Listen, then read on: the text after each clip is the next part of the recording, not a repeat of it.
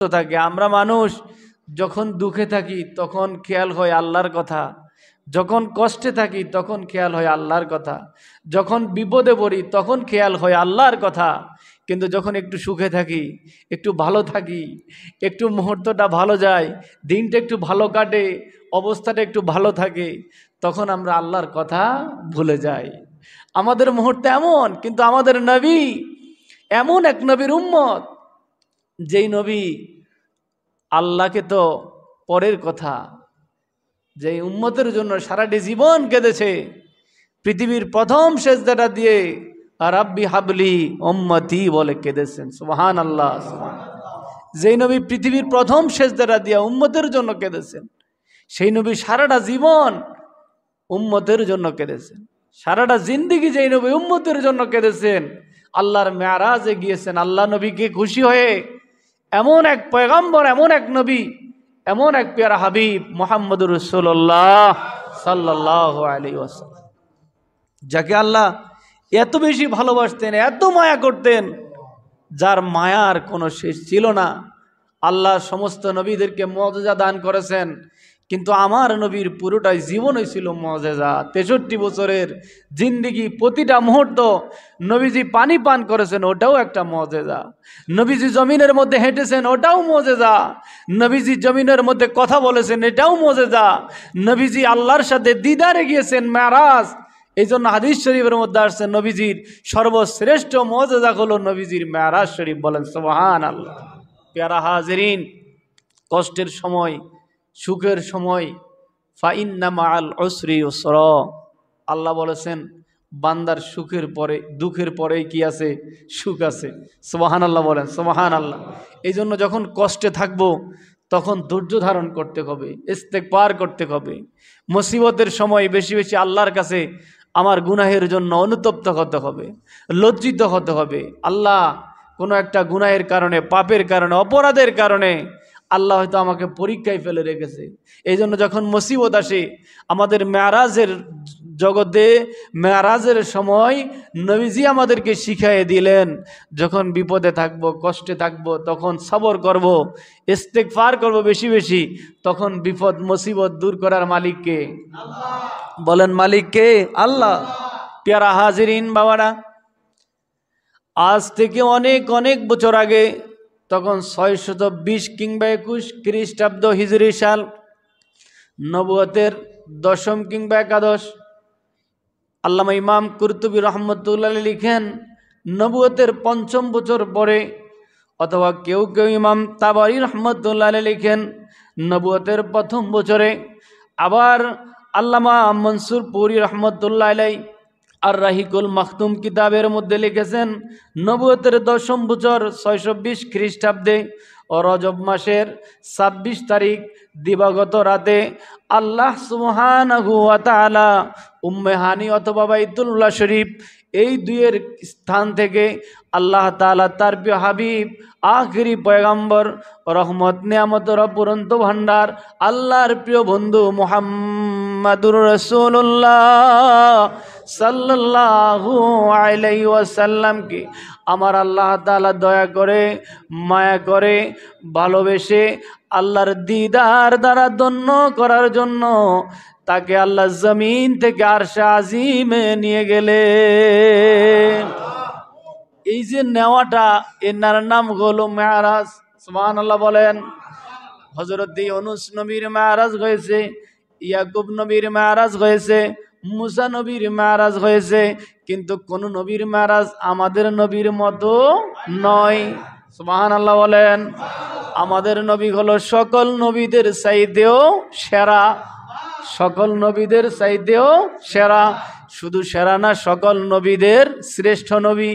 আর নবীদের শ্রেষ্ঠ মর্যাদা পেলেন যিনি এই শবে মেরাজের রাত্রিতে, যখন বাইতুল শরীফ থেকে আস্তে আস্তে আস্তে আস্তে করে বাইতুল মামুর পর্যন্ত গেলেন। সেখানে গিয়ে সকল নবী রাসূলদের ইমামতি করে আল্লাহ আমার নবীকে সাইয়্যিদুল আম্বিয়া ওয়াল মুরসালিন, সকল নবীদের ইমাম হিসাবে আল্লাহ তাআলা নবীদের মর্যাদা বাড়ায়া দিলে মেরাজের রাতে। কোন রাতে? শবে মেরাজের রাত্রিতে। সুবহানাল্লাহ বলেন। আজকে শবে বরাত মানে, শবে কদর মানে, কিন্তু শবে মেরাজ মানে না। নামাজ পেলাম কোন রাতে? মেরাজের রাতে। সুবহানাল্লাহ বলেন। আওয়াজ করে বলেন আল্লাহু আকবার। এই জন্য শবে মেরাজ অর্থ হলো যে লাইলাতুল মেরাজ, নবীজি যেই রাতে আল্লাহর সাথে নবীজির সরাসরি সাক্ষাৎ হয়েছে। সুবহানাল্লাহ।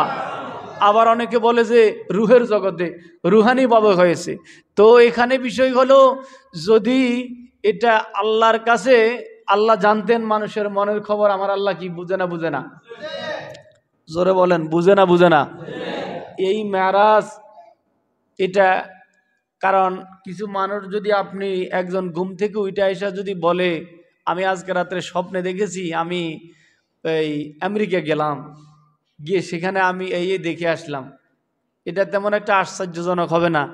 কেননা এটাকে বিশ্বাস করা যায় সে স্বপ্নে দেখেছে। কিসে দেখেছে? কথা বুঝেন নাই? কিসে দেখেছে?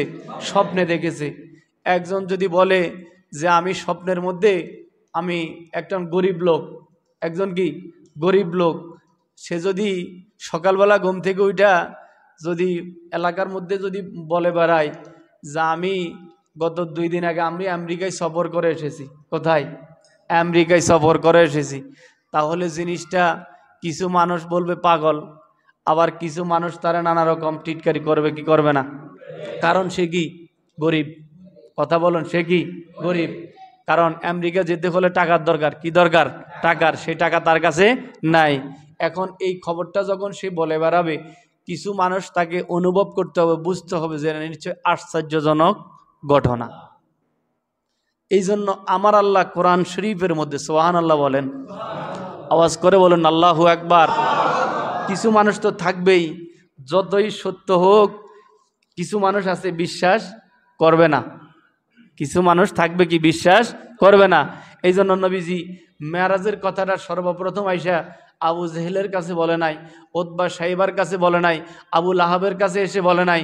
নবীজি মেরাজের কথাটা এই পৃথিবীর জমিনের মধ্যে এসে, মেরাজ থেকে যখন কয় কিতাবের মধ্যে আসছে 27 বছর গুজারি গেল। সুবহানাল্লাহ বলেন। এক মেরাজে 90,000 কালাম। কত হাজার? 90,000 কালাম আল্লাহর সাথে। কয় রাত্র ছিল মাত্র কয় রাত? 1 রাত। সুবহানাল্লাহ বলেন। আশ্চর্যজনক ঘটনা। আল্লাহু আকবার বলেন। দেখেন বিষয়টা হলো, আল্লাহর সাথে কথা একটা না, 90,000 কালাম হয়েছে। কত হাজার? 90,000। কিতাবের কোরআন শরীফের মধ্যে মেরাজ সম্পর্কে যখন নবীকে জিজ্ঞাসা করা হলো, আল্লাহকে প্রশ্ন করেন, আল্লাহ আপনি নবীর সাথে কি কথা হয়েছে? আমার আল্লাহ কয় মা আওহা ইলাই। কোরআন শরীফে আয়াতে কারিমার মধ্যে আসছে, আল্লাহ বলেন আমার নবীর জন্য যাহা দরকার ছিল আমি আমার নবীকে সমস্ত জ্ঞান আমি মেরাজের রাতে দান করে দিয়েছি। সুবহান। আওয়াজ করে বলুন আল্লাহু আকবার। মানে নবীর যাহা ওহির দরকার ছিল, ওহি জ্ঞানের দরকার ছিল, সমস্ত জ্ঞান আমি নবীকে দান করে দিয়েছি। সুবহানাল্লাহ। রাত্র কয়টা? মাত্র একটা। কয় রাত? 1 রাত। এই জন্য এই 1 রাতের মধ্যে এমন ঘটনা ঘটেছে, যেই ঘটনাটা কিতাবের মধ্যে এবং হাদিস শরীফের মধ্যে এবং বিভিন্ন মুহাদ্দিসিনে কেরাম, মুফাসসিরিনে কেরাম ব্যাখ্যা করেছেন যে এটা অবাস্তব না, বরং বাস্তব ঘটনা। যে 1 রাতে যেই ঘটনা ঘটাইনো হলো আমার আল্লাহ ঘটালেন, এই ঘটনা যদি আল্লাহ স্বাভাবিকভাবে ঘটাই দেন তাহলে এটা 27টা বছর কেটে যেত। সুবহানাল্লাহ বলেন। আওয়াজ করে বলেন আল্লাহু আকবার। এই জন্য দেখেন দুনিয়ার মানুষ কি বলবে আর কি বলবে না। এই জন্য আপনাকে যদি কোনো ভালো কোনো স্বপ্ন আপনি দেখেন, তাহলে ওই স্বপ্নটা বলতে হবে ভালো নেককার বিশ্বাসযোগ্য ব্যক্তির কাছে। কার কাছে? বিশ্বাসযোগ্য ব্যক্তির কাছে। যেমন মনে করেন আপনি স্বপ্নে দেখেছেন যে আমি একটা গরিব লোক, অসহায়, দক্ষিণবঙ্গ বাড়ি। মনে করেন সে ঘুমের ঘরে স্বপ্নে দেখেছে যে আমি আজমির শরীফ গিয়েছি। সুবহানাল্লাহ বলেন। কোথায় গিয়েছে? আজমির শরীফ গিয়েছে। এখন আল্লাহর একজন অলিরকে স্বপ্নে দেখা, তার দরবারে যাওয়া, এটা নিশ্চয়ই স্বাভাবিক না অস্বাভাবিক? অস্বাভাবিক ঘটনা। এখন আপনি যদি একটা লম্বা সম্মা ওই জাত তার কাছে যদি আপনি বলে বেড়ান, তাহলে আপনার এই স্বপ্নটা বাস্তব হবে না। স্বপ্নটা বাস্তব হবে না। এটাকে সে খারাপ মনে করবে, অথবা অন্য ধারণা করে সে এই সব সত্য স্বপ্নটাকে সে অবাস্তবে রূপ দেওয়ার জন্য নানা রকমভাবে হেয় প্রতিপূর্ণকর কথা বক্তব্য পেশ করতে পারে। এই জন্য নবীজি আমার মেরাজ শরীফ থেকে এসে নবীজি বললেন যে এমন একটা ঘটনা, এমন একটা বাস্তব, এমন একটা বস্তু, এমন একটা বিষয় মেরাজ, যেই কথাটা আমি ইচ্ছা করলে দুনিয়ার সকল মানুষের কাছে বলে বেড়াইতে পারতাম, মানুষের কাছে বলতে পারতাম, কিন্তু আমার আল্লাহ আমাকে মেরাজে নিয়ে গেলেন। এটা একটা সত্য ঘটনা, এটা একটা বাস্তব ঘটনা। নবী গো, আপনাকে আল্লাহ কেন মেরাজ নিলেন? আল্লাহ বলেন লিনুরিয়াহু মিন আয়াতিনা, আল্লাহ আপনাকে আল্লাহর সমস্ত নিদর্শনগুলি দেখানোর জন্যই আল্লাহ আপনাকে আরশে আজিমে নিয়ে গেলেন। ওগো আল্লাহ, আপনি তাকে মেরাজ শরীফের মধ্যে নিয়ে আপনার সমস্ত নিদর্শনগুলি আমার নবীকে আপনি দেখালেন, দেখানোর পরে আবার তাকে জমিনের মধ্যে পাঠালেন। নবীজি ওই ঘটনাটা এসে একমাত্র বললেন যিনি নবীজির সিদ্দিকে আকবর, ইসলামের প্রথম খলিফা হযরতে আবু বকর সিদ্দিক রাদিয়াল্লাহু তাআলা আনহুর কাছে। আবু বকর সিদ্দিক নবীজির জবানের কথা শোনা মাত্রই বলতে লাগলো, সাদ্দাকতা ইয়া রাসূলুল্লাহ, ইয়া রাসূলুল্লাহ, আপনি যাহা বলেছেন তাহা 100% সত্য, আপনার কথার মধ্যে কোনো মিথ্যা থাকতে পারে না। আপনি আল্লাহকে সশরীরে দেখেছেন, আপনার মেরাজ হয়েছে, এটা সত্য। ইয়া রাসূলুল্লাহ, কিয়ামত পর্যন্ত আমি সাদ্দাকতা ইয়া রাসূলুল্লাহ, আমি সত্য বলে সত্যায়ন করে আপনার মেরাজটাকে আমি সাক্ষী দিয়ে দিলাম। বলেন সুবহানাল্লাহ, জোরে বলেন আল্লাহু আকবার। এই জন্য আমার আল্লাহ কোরআন শরীফের মধ্যে 15 পারার প্রথম সূরার নাম হলো সূরা বনী ইসরাইল। সুবহানাল্লাহ বলেন। এই বনী ইসরাইলের মধ্যে সূরার প্রথম আয়াত থেকে আমার আল্লাহ মেরাজের বর্ণনা দিচ্ছেন। সুবহানাল্লাহ, আরো আওয়াজ করে বলেন আল্লাহু আকবার। এবার আসুন, যেই ঘটনাটা কোরআনে থাকতে পারে, এই ঘটনার মধ্যে কোনো সন্দেহ থাকতে পারে না। এখন সন্দেহ কিছু মানুষ করবে, এটা আমার আল্লাহ জানে। এই জন্য আমার আল্লাহ বলেন এটা আশ্চর্যজনক ঘটনা। যাদের ঈমান থাকবে, যাদের ইয়াকিন থাকবে, যাদের আত্মা আকীদা সহি থাকবে, যাদের অন্তর পরিশুদ্ধ থাকবে, যাদের অন্তরে ইখলাস থাকবে, যাদের অন্তর আবু বকর সিদ্দিকের মতো হবে, যাদের অন্তর, যাদের আমল, যাদের আখলাক আবু বকর সিদ্দিকের মতো হবে, একমাত্র তারাই নবীজির মেরাজকে স্বীকার করতে পারবে। যাদের অন্তর আবু জেহেলের মতো হবে, যাদের অন্তর আবু লাহাবের মতো হবে, যাদের অন্তর উতবা শাইবার মতো হবে, তারা কখনো আল্লাহর নবীর মেরাজকে স্বীকার করবে না। কথা বলুন, স্বীকার করবে না। বোঝা গেল, যারা আবু বকরের সাথে থাকতে চায় জান্নাতে, যারা নবীজির সাথে থাকতে চায় জান্নাতে, তাদেরকে মেরাজ স্বীকার করতে হবে। আমার আল্লাহ জানাই দিলেন, সুবহানাল্লাযী আসরা বিআবদিহি লাইলাম মিনাল মাসজিদিল হারাম। সুবহানাল্লাহ, আরো জোরে বলেন আল্লাহু আকবার। ইলাল মাসজিদিল আকসাল্লাযী বারাকনা হাওলাহু লিনুরিয়াহু মিন আয়াতিনা ইন্নাহু হুয়াস সামিউল বাসীর। আল্লাহু আকবার।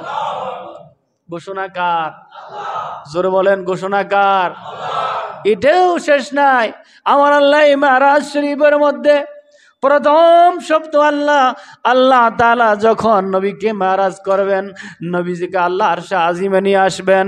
নবীজির যেমন মুসা কালিমুল্লাহ আল্লাহর দিদারে গেলেন, তুর পারে যাওয়ার আগে জুতা খোলার অনুমতি আসলো, ঠিক না বেঠিক? কিন্তু আমার নবী মেরাজ করবেন, আমার নবীর মেরাজ দ্বারা আল্লাহর আরশে আজিম ধন্য হয়ে যাবে। বলেন সুবহানাল্লাহ। মেরাজ করবেন নবী। মেরাজ করবে কে? নবী। এই মেরাজটি দিনে হবে না রাতে হবে? দিন আর রাত আল্লাহর দরবারে প্রার্থনা করে। দিনও বলে, আল্লাহ আপনি যে আপনার নবীকে মেরাজে নিয়ে আসবেন, ওই সময়টা যেন আমার দিনের মধ্যে হয়, কেননা আপনার নবী মেরাজে যাবে, এতে আমি দিন সৌভাগ্যময় হব। সুবহানাল্লাহ। রাতও আল্লাহ দরবারে দরখাস্ত করলো, মাওলাল কারীম, শুনেছি আপনার হাবিবকে আপনার আরশে আজিমে নিয়ে আসবেন। মেরাজ দ্বারা, দিদার দ্বারা আপনি ধন্য করবেন, আপনার সাথে সরাসরি সাক্ষাৎ হবে। সুম্মা দানা ফাতাদাল্লা ফাকানা কাবা কাউসাইনি আও আদনা। সুবহানাল্লাহ। আরো জোরে বলেন আল্লাহু আকবার। কেউ বলতে পারবে না নবীজির সাথে দেখা হয়েছে কি হয় নাই, সন্দেহ পোষণ করার কথা নাই। আমার আল্লাহ জানিয়ে দিলেন, একটা ধনুক আর একটা ধনুকের সাথে যেভাবে বসে থাকে, চোখের দিকে তাও একটা বাল্ব কালো আর সাদা, দুটা বাল্ব একটা আরেকটার সাথে যেভাবে লেগে আছে, চিনি আর পানি, এরপরে আপনার লবণ দিয়ে শরবত তৈরি হয়। আমার আল্লাহ ডাক দিয়া বললেন, হে পৃথিবীর বৈজ্ঞানিক নক, তোমরা গবেষণা করবে। চিনি পানি দিয়ে শরবত তৈরি করা হলো, এখন সেখান থেকে চিনি বের করে নাও, পানি নুন বের, তারপরে লবণ বের করে নাও, লেবু বের করে নাও, সম্ভব হয় না। আমার আল্লাহ ডাক দিয়া বলেন, পৃথিবীর মানুষ, আমি আমার নবীকে এমন একটা সময়ে, এমন একটা মুহূর্তে আমি আল্লাহ সুবহানাহু ওয়া তাআলার দিদারে নিয়ে আসলাম, যেই দিদারে নিয়ে এসে নবীর সাথে আমার সাথে সরাসরি সাক্ষাৎ হয়েছে। সুবহানাল্লাহ। আরো জোরে বলেন আল্লাহু আকবার। এখন আমার আল্লাহ ডাক দিয়া বললেন, এখানে কোরআন শরীফের মধ্যে আল্লাহ সুবহানাল্লাহ ব্যবহার করেছেন। আল্লাহকে প্রশ্ন করেন আল্লাহ। হাদিস শরীফের মধ্যে, কিতাবের মধ্যে আমরা বিভিন্ন রেওয়ায়েতে আমরা পাই, সুবহানাল্লাহ কখন পড়তে হয়? যখন কোনো আশ্চর্যজনক কথা শোনা যায়, তখন কি বলতে হয়? সুবহানাল্লাহ। কি বলতে হয়? সুবহানাল্লাহ। জান্নাতের কথা শুনলে বলতে হয় সুবহানাল্লাহ। আল্লাহ আরশে আজিমের গোপন কথা আমরা শুনলাম, বলবো কি? সুবহানাল্লাহ। এই জন্য বেশি বেশি আমার আল্লাহ জানিয়ে দিলেন, যেহেতু আমার নবীর মেরাজ হয়েছে, এমন একটা মুহূর্ত, এমন একটা বিষয়, কিছু মানুষ মানবে, কিছু মানুষ মানবে না। মানলে আবু বকর, না মানলে আবু জেহেল। মানলে আবু বকর, না মানলে কিছু মানবে, কিছু মানবে না। এটাই বাস্তব। এটাই কি বাস্তব। যারা মানবে তারা জান্নাতি, যারা মানবে তারা জান্নাতি, যারা মানবে না তারা, সবই মানা যায়, কিন্তু নবীজির মেরাজ স্বীকার করতে কষ্ট হয়। নবীজির মেরাজ স্বীকার করতে কষ্ট হয়। নামাজ পেলাম কোন রাতে? মেরাজের রাতে। নামাজ পেলাম কোন রাতে? মেরাজের রাতে। আজকে আমরা নামাজ পড়ি, নামাজ মানি, কিন্তু সবে মেরাজ মানি, এমন মানুষ আছে না? জোরে বলুন, আছে না নাই? এবার আসুন, রাত আল্লাহর কাছে ফরিয়াদ করেছে, আল্লাহ আপনি আপনার হাবিবকে আর আজিমে নিয়ে আসবেন, ওই সময়টা যেন আমি রাতের মধ্যে হয়। কিসের মধ্যে? রাতের মধ্যে হয়। তাহলে আমি রাত সৌভাগ্যময় হব, আমি রাত ভাগ্যবতী হিসাবে, আমি রাত ভাগ্যময় মনে করব আমি রাতকে। আল্লাহ বলেন, রাতকেও আমি ভাগ্যময় করব, দিনকেও আমি ভাগ্যময় করব। আল্লাহ এমন একটা মুহূর্তে, সুবহে সাদেকের সময়, দিনও নয় রাতও নয়, দুইয়ের মধ্যখান সময়ে আল্লাহ তাআলা তার প্যারা হাবিবকে মুহাম্মাদুর রাসূলুল্লাহ সাল্লাল্লাহু আলাইহি ওয়াসাল্লামকে আল্লাহ দয়া করে বাইতুল্লাহ শরীফ থেকে, অথবা মা উম্মে হানির ঘর থেকে আল্লাহ দয়া করে সেখানে বাইতুল্লাহ শরীফের ছাদকে উন্মুক্ত করে দিয়ে আল্লাহ তাআলা তার নবীকে নিয়ে গেলেন আরশে আজিমে। আওয়াজ করে বলুন আল্লাহু আকবার। মেরাজে যায় আল্লাহর হাবিব নবী কামলিওয়ালা, ইয়া রাসূলুল্লাহ। মেরাজে যায় আল্লাহর হাবিব নবী কামলিওয়ালা, ইয়া রাসূলুল্লাহ, ইয়া রাসূলুল্লাহ। গুপ্ত কথা প্রকাশিতে ডাকলেন মাওলা পাক যাতে, গভীর রাতে বোরাক চলে আরশে মহল্লায়, গভীর রাতে বোরাক চলে আরশে মহল্লায়, ইয়া রাসূলুল্লাহ ইয়া হাবিব ইয়া রাসূলুল্লাহ। ভাই, ইয়া রাসূলুল্লাহ বললে কি শিরক হইব নি? আপনারা কেউ বলে কেউ বলে না, মানে বোঝা যাচ্ছে যে মনে হয়, আবার অনেকে আছে না কয় যে ইয়া রাসূলুল্লাহ বলে শিরক হইব। কি হইব? শিরক হয়। নাউজুবিল্লাহ বলেন। আমি আবার ভাবতাছি কি আপনারা ওই জন্য কি ইয়া রাসূলুল্লাহ বলেন না, সেজন্য নাকি? ইয়া রাসূলুল্লাহ হলো ইমানের চেতনা। সুবহানাল্লাহ বলেন। ইমানের চেতনা বাড়ে, ইমানের চেতনা বাড়ে। নারায়ে তাকবীর, আল্লাহু আকবার, নারায়ে রিসালাত, ইয়া রাসূল। এগুলো এই রেসালাতের স্লোগানের দ্বারা ইমানের চেতনা বাড়ে। কথা বলুন, ইমানের চেতনা। এটাকে বেদাত, শিরক, নাজায়েজ বলার কোনো বিষয় আছে? তাইলে বলেন, মেরাজে যায় আল্লাহর হাবিব নবী কামলিওয়ালা, ইয়া রাসূলুল্লাহ, ইয়া রাসূলুল্লাহ। মেরাজে যায় আল্লাহর হাবিব নবী কামলিওয়ালা, ইয়া রাসূলুল্লাহ, ইয়া হাবিব, ইয়া রাসূলুল্লাহ। গুপ্ত কথা প্রকাশিতে ডাকলেন মাওলা পাক যাতে, গুপ্ত কথা প্রকাশিতে ডাকলেন মাওলা পাক। গভীর রাতে বোরাক চলে, গভীর রাতে বোরাক চলে আরশে মহল্লায়, ইয়া রাসূলুল্লাহ,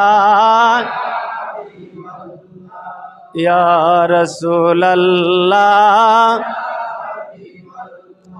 ইয়া রাসূলুল্লাহ। সকল বলুন আল্লাহু আকবার। তার মানে বলতে চাইলাম যে আমরা নামাজ পেলাম, কি পেলাম? নামাজ পেলাম যে রাতে, ওই রাতটা হলো শবে মেরাজের রাত। শবে মেরাজ বলতে অথবা লাইলাতুল মেরাজ, যেটাকে নবীজির সাক্ষাতের রাত, নবীজির দিদারের রাত, মেরাজ। এখানে বিভিন্ন কোরআন হাদিস শরীফের মধ্যে মেরাজ শব্দটাকে বিভিন্ন অর্থ জ্ঞাপন করা হয়েছে। যেহেতু নবীজি বোরাকে অথবা রফরফে করে মেরাজে গিয়েছেন, এই জন্য এটাকে মেরাজ বলা হয়। কেউ বলেছেন মেরাজ শব্দের অর্থ হলো অরুজুন শব্দের থেকে, এটার অর্থ হলো সিঁড়ি। যেমন আমরা দেশে কৃষকরা মই ব্যবহার করে, কিছু এক স্তর থেকে আর এক স্তরে উঠতে মই ব্যবহার করা হয়, সিঁড়ি ব্যবহার করা হয়। নবীজি আল্লাহর এক স্তর থেকে, জমিন থেকে আর শাহিম পর্যন্ত গিয়েছেন আল্লাহর দিদারে, এই জন্য এই রাতটাকে অথবা এই সময়টাকে মেরাজ বলা হয়। বলেন সুবহান। পিয়ারা হাজিরিন, আল্লাহ সুবহানাহু ওয়া তাআলা তার প্রিয় হাবিবকে এখানে আল্লাহ কোরআন শরীফের মধ্যে আল্লাহ যে শব্দটা ব্যবহার করে, সুবহানাল্লাযী আসরা বিআবদিহি লাইলাম মিনাল মসজিদিল হারাম ইলাল মসজিদিল আকসা। এক মসজিদ থেকে মসজিদে আকসা পর্যন্ত যেই সময়টা, এটাকে বলা হয় ইসরা। এটাকে কি বলা হয়? ইসরা। এই জন্য আল্লাহ কোরআন শরীফে বলেছেন আসরা বিআবদিহি। এখানে আল্লাহ আব্দুন শব্দটা ব্যবহার করে। তাফসীর কারকগণ, মুহাদ্দিসিনে কারকগণ ব্যাখ্যা করেছেন যে আব্দুন শব্দটা হলো দুইয়ের সমন্বয়, অর্থাৎ রুহু এবং দেহ, রুহু এবং দেহ, এই দুটা শব্দের সমন্বয়ে আপনার একজন বান্দার, একটা মানুষের একটা পরিপূর্ণ দেহের সমন্বয় ঘটে। যদি কোনো মানুষের আল্লাহ যদি এখানে মেরাজ শব্দটা যদি রুহানিভাবে অথবা স্বপ্নযোগ্য হতো, তাহলে আল্লাহ বিআবদিহি শব্দটা ব্যবহার করতেন। কথাটা বুঝেন নাই? আল্লাহ আমাদের নবীজির মেরাজ যদি স্বপ্নযোগ্য হতো, কি যুগে? স্বপ্নযোগ্য হতো, তাহলে এখানে আল্লাহ এই শব্দটা বিআবদিহি শব্দটা আল্লাহ ব্যবহার করতেন না। এই জন্য তাফসীর কারকগণ ব্যাখ্যা করেছেন, যেহেতু আল্লাহ বিআবদিহি শব্দটা, আব্দুন শব্দের অর্থ হলো আপনি দেহ এবং রুহু, এই দুইটা শব্দের সমন্বয়ে, দুইয়ের সমন্বয়ে একজন বান্দা হয়। আল্লাহ তাআলা শব্দটা ব্যবহার করে বুঝাতে চাইলেন আমার নবীকে আমি আল্লাহ সশরীরে, স্বপ্নযোগ্য না, সশরীরে আমি আল্লাহ দয়া করে নূরে মুজাসসাম, নূরে নবী মুহাম্মদুর রাসূলুল্লাহ সাল্লাল্লাহু তাআলা আলাইহি ওয়াসাল্লামকে আমি আল্লাহ সরাসরি আমার আরশে আজিমে নিয়ে আসলাম। বলেন সুবহানাল্লাহ। জোরে বলেন আল্লাহু আকবার। এই জন্য নবীজির মেরাজ স্বপ্নে না সরাসরি? জোরে বলেন, স্বপ্নে না সরাসরি? তাফসির পেলাম। এরপরে আল্লাহ নবীকে বললেন আল্লাজি বারাকনা হাওলাহু, মেরাজ এটা এমন এক মেরাজ, আল্লাহ বলেন নবী গো আপনার মেরাজের যে সময়টা ছিল এই মেরাজের চতুর্দিকে আমি আল্লাহ বরকত দ্বারা ভরপুর করে দিয়েছি। সুবহানাল্লাহ, জোরে বলেন আল্লাহু আকবার। ইয়া রাসূলুল্লাহ আপনি জান্নাতে গেলেন আপনার সমস্ত কিছু আপনি দেখতে পাবেন। ইয়া রাসূলুল্লাহ আপনি আরশে আজিমে গেলেন, প্রথম আসমানে এক নবীর সাথে দেখা, দ্বিতীয় আসমানে আরেক নবীর সাথে দেখা, তৃতীয় আসমানে আরেক নবীর সাথে দেখা, চতুর্থ আসমানে আরেক নবীর সাথে দেখা, পঞ্চম আসমানে আরেক নবীর সাথে দেখা, ষষ্ঠ আসমানে আরেক নবীর সাথে দেখা, সপ্ত আকাশে আরেক নবীর সাথে দেখা। ইয়া রাসূলুল্লাহ সমস্ত আসমানে কোথায় কি আছে, আরশে আজিমে কি আছে, লৌহ কলম কোথায় কি আছে, ইয়া রাসূলুল্লাহ সব আমি আপনাকে নখ দর্পণে দিয়ে আমি আপনাকে আপনার জ্ঞান ও ভাণ্ডারকে সুপ্রশস্ত করে আপনাকে আমি আমার আলমের যত জ্ঞান আছে ও আল্লামাকা মালাম তাকুন তাআলাম। ইয়া রাসূলুল্লাহ দুনিয়ার মানুষ যেন বলতে না পারে আমার নবী এই জ্ঞান নাই ওই জ্ঞান নাই, আমার নবী এটা জানে ওটা জানে না, দুনিয়ার মানুষ যেন না বলতে পারে। ইয়া রাসূলুল্লাহ আমি আপনাকে মেরাজে নিয়ে সমস্ত জ্ঞানে ভাণ্ডারে আপনাকে সুপ্রশস্ত করে আপনাকে সমস্ত জ্ঞান দান করে দিলাম। বলেন সুবহানাল্লাহ, জোরে বলেন আল্লাহ।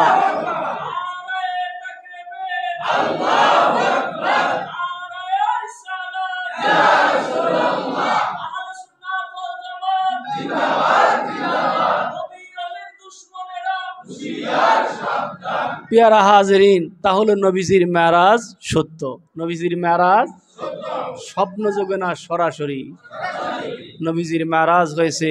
এক এক করে নবীজির মেরাজ কত বেশি, এক এক করে যখন আল্লাহ সেই বুখারী শরীফের মধ্যে হাদিস নাম্বারটা খেয়াল আসছে না, বুখারী শরীফের মধ্যে একখানা হাদিস বললাম, আমার আল্লাহ তাআলা জিবরাইলকে বোরাক মারফতে জিবরাইল চলে আসলো। সুবহানাল্লাহ বলেন, আরো জোরে বলেন আল্লাহু আকবার।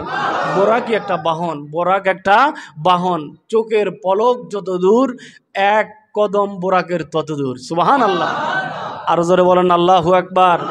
এই বোরাক বাহন আল্লাহ নবীর জন্য পাঠালেন, বোরাকে উঠবেন, বোরাক নবীকে নিতে চায় না, আসলে নিতে চায় না, না বরং বাহানা করে। কি করে? বাহানা করে, মাওলা আপনার হাবিবকে আজকে আমি বোরাক আপনার হাবিবকে আমি বহন করব। রোজ কিয়ামতের ময়দান এমন একটা হাসরের ময়দান হবে, সেদিন কি আপনার হাবিবকে আমাকে উপরে বহন করবে না? নবীজি এই বোরাক, অনেকেই বলে তাফসির করতে গিয়ে এমনভাবে করা যাবে না যেন নবীজির শানের খেলাফ হয়, এমনভাবে বলা যাবে না। যদি বলে যে বোরাক নবীকে নিতে চাই নাই, তাহলে নবীজির শানের একটু খেলাফ হয়, না নিতে চাই নাই না। বোরাক বাহানা করেছে, বোরাক চেয়েছে যে আজকে নবী, যেই নবী আমাকে উপরে বহন করে আমাকে নিয়ে আল্লাহর দিদারে যাবে। সুবহানাল্লাহ বলেন, আরো জোরে বলেন আল্লাহু আকবার। এই বোরাক একটু চেয়েছিল যেদিন রোজ কিয়ামতের ময়দানে আমি বোরাকের উপরে বহন করে যেন হাসরের ময়দানে ও নবী যেন আমাকেও দামি বানায়া দেয়। সুবহানাল্লাহ, আরো জোরে বলেন আল্লাহু আকবার। উস্তুনে হান্নানা খেজুর গাছ কেঁদেছে, চোখের পানি ছেড়েছে। এটা গাছ বৃক্ষ, এটা তার জড় বস্তু, জড় পদার্থ, মরা গাছ। ওই গাছের মধ্যে আল্লাহ প্রাণ দিয়েছেন। ওই প্রাণ দেওয়ার অর্থ হলো ওই গাছ আশিকে রসুলের রূপ নিয়েছে। বলেন সুবহানাল্লাহ, আরো জোরে বলেন আল্লাহু আকবার। উস্তুনা হান্নানা খেজুর গাছের জবান খুলে গেল, খেজুর গাছ জবান খুলে বলতে লাগলো, ইয়া রাসূলুল্লাহ, ইয়া হাবিবাল্লাহ, আপনি কি আমার উপরে ভর করে আপনি খুতবা দিয়েছেন? ইয়া রাসূলুল্লাহ, আপনি কি রোজ কিয়ামতে কি আমাকে ভুলে যাবেন? নবীজি আমার ওই উস্তুনে হান্নানা খেজুর গাছের মধ্যে হাত দিয়ে বলেন, ওই খেজুর গাছ, তোমার উপরে আমি ভর দিয়ে আমি উস্তুনে হান্নানা তোমার উপরে আমি ভর দিয়ে খুতবা দিয়েছি জমিনের মধ্যে, মসজিদে নববীর মধ্যে, রোজ কিয়ামতের ময়দানেও তুমি আমার সাথে জান্নাতে থাকবে। সুবহানাল্লাহ, আরো জোরে বলেন আল্লাহু আকবার। এই জন্য বোরাক বাহানা করেছে। কি করেছে? বাহানা করেছে, বাহানা করে খুঁজেছে যে আমি যেন কিয়ামতের ময়দানেও যেন নবী আপনার সাথে থাকতে পারি। উহুদ পাহাড় জান্নাতে যাবে। সুবহানাল্লাহ বলেন, আরো জোরে বলেন আল্লাহু আকবার। নবীর ভালোবাসা থাকার কারণে আমরা জেনেছি সূরা কাহাফের মধ্যে যে একটা কুকুর, আসাবে কাহাফের কিতমির নাম এসেছে, কোরআনের মধ্যে একটা কুকুরের নাম এসেছে। আল্লাহ কুকুরকে ভালোবেসেছেন। আসাবে কাহাফের সাথে ওই কুকুরের সঙ্গ থাকার কারণে কোরআনে কুকুরের নাম এসেছে। ওই কুকুর জান্নাতি সার্টিফিকেট পেয়েছে। বলেন সুবহানাল্লাহ, জোরে বলেন আল্লাহু আকবার। এই জন্য নবীর ভালোবাসা ছাড়া ইমানদার দাবি করা, যারা বলেন ইমানদার দাবি করা, নবীর প্রেমে প্রেমিক যারা, নবীর প্রেমে প্রেমিক যারা তারাই জান্নাতি। নবীজিকে না মানিলে নবীজিকে হইবে দোজখী। নবীর প্রেমে প্রেমিক যারা, নবীর প্রেমে প্রেমিক যারা তারাই জান্নাতি। ঠিক কিনা বলেন? আওয়াজ করে বলুন ঠিক কিনা বাবারা আমার। এই জন্য বোরাক যখন নবীর উপরে আসলেন, নবী কি বোরাকের উপরে বহন করলেন, বহন করে যখন একটু আস্তে আস্তে করে আসমান থেকে জমিন সব কিছু যখন উঠতে লাগলেন, এরপরে আসলো সপ্ত আসমান পাড়ি দিবেন নবীজি, চলে আসলো একটা বাহন, তার নাম রপরপ। তার নাম কি? জোরে বলুন না, তার নাম কি? রপরপ। এটা বোরাকের চেয়েও আরো উচ্চ ক্ষমতার অধিকারী। সুবহানাল্লাহ। আরো জোরে বলুন আল্লাহু আকবার। অনেকে এগুলা নিয়ে ডাইভানশন করে, ডিভাইডেড করে, পার্থক্য দেখায়, ডিফারেন্ট করে। এবার দেখেন বিমানও আছে, উড়োজাহাজ আছে, কোনো উড়োজাহাজের গতি আস্তে, কোনো উড়োজাহাজের গতি কম। আবার বিজ্ঞান যত আধুনিক হচ্ছে, দিন যত যাচ্ছে, তত আরও অত্যাধুনিক প্রযুক্তি বের হচ্ছে। আগে ছিল রেল, এখন হলো মেট্রো রেল। আগে ছিল সেটা তেলে চলতো, এখন চলে বিদ্যুতের গতিতে। সুবহানাল্লাহ বলেন, আরো জোরে বলেন আল্লাহু আকবার। তার মানে এগুলা এসে আমাদেরকে কোরআন সুন্নাহ বুঝতে, ইসলাম বুঝতে আমাদেরকে সহজ করে দিচ্ছে। জোরে বলেন না সুবহানাল্লাহ। এই জন্য আল্লাহ বলেন, নবী গো, আল্লাজি বারাকনা হাওলাহু লিনুরিয়াহু মিন আয়াতিনা। ইয়া রাসূলুল্লাহ, আপনার মেরাজের যখন রব রব চলে আসলো, জিবরাইল আলাইহিস সালাতু ওয়াস সালাম সেখান থেকে আর এক কদম সামনে দিতে পারে না। জিব্রাইল বলতে লাগলো, ইয়া রাসূলুল্লাহ, ইয়া হাবিবাল্লাহ। জিব্রাইল ফেরেশতা নূরের না মাটির? কথা বলো, নূরের না মাটির? নূরের ফেরেশতা জিবরাইল বলল, ইয়া রাসূলুল্লাহ, আমার আর একটা কদম সামনে দেওয়ার ক্ষমতা আমার নাই। ইয়া রাসূলুল্লাহ, যদি আমি একটা কদম যদি আমি সামনে অগ্রসর হই, তাহলে আমি আল্লাহর নূরের আগুনে জ্বলে আমি জিবরাইল সারখার হয়ে যাব। আল্লাহু আকবার বলেন, জোরে বলেন আল্লাহু আকবার।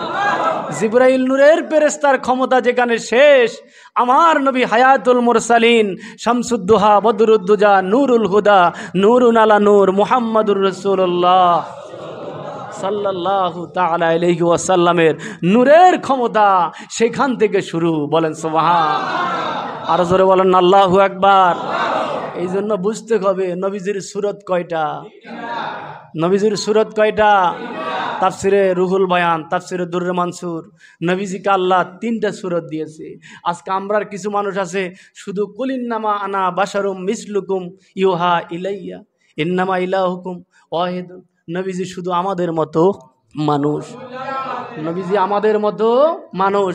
আবার কারো কাছে নবী বড় ভাইয়ের মতো, নাউজুবিল্লাহ বলেন। কারো কাছে আবার কার মতো? বড় ভাইয়ের মতো।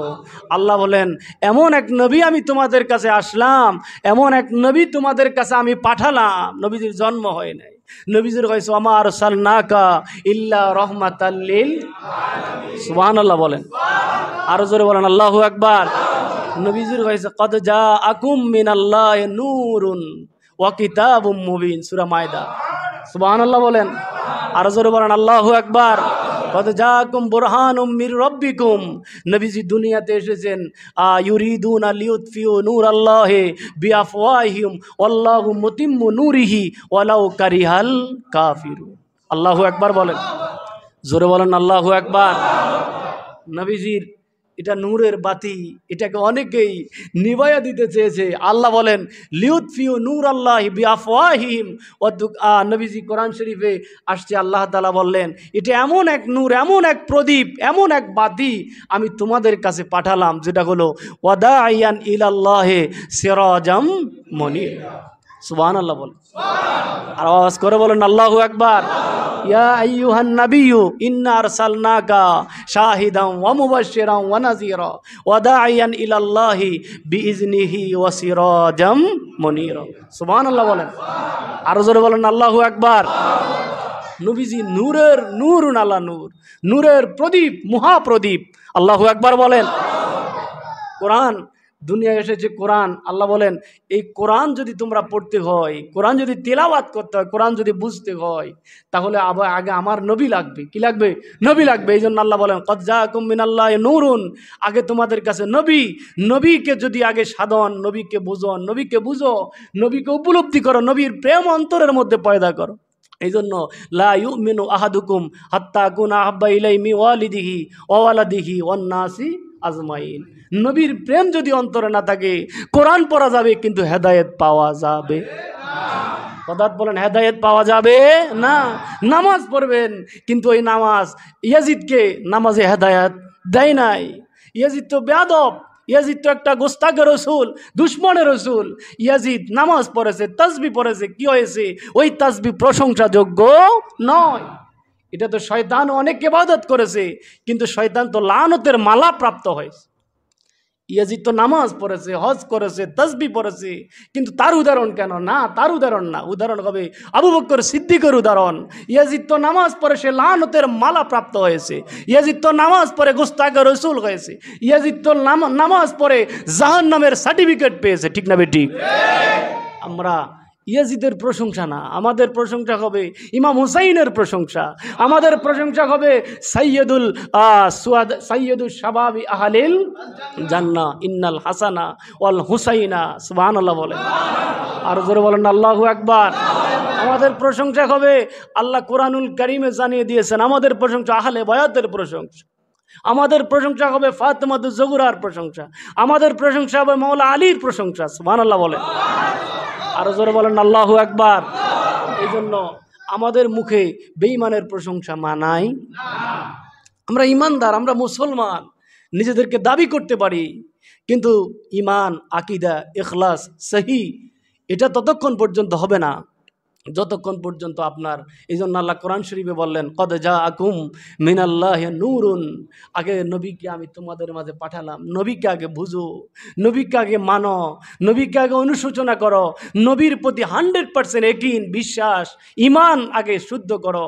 এই জন্য নবীর প্রেম যার অন্তরে যত, তার ইমানের মর্যাদাও তত বড়। সুবহানাল্লাহ, আরো জোরে বলেন আল্লাহু আকবার।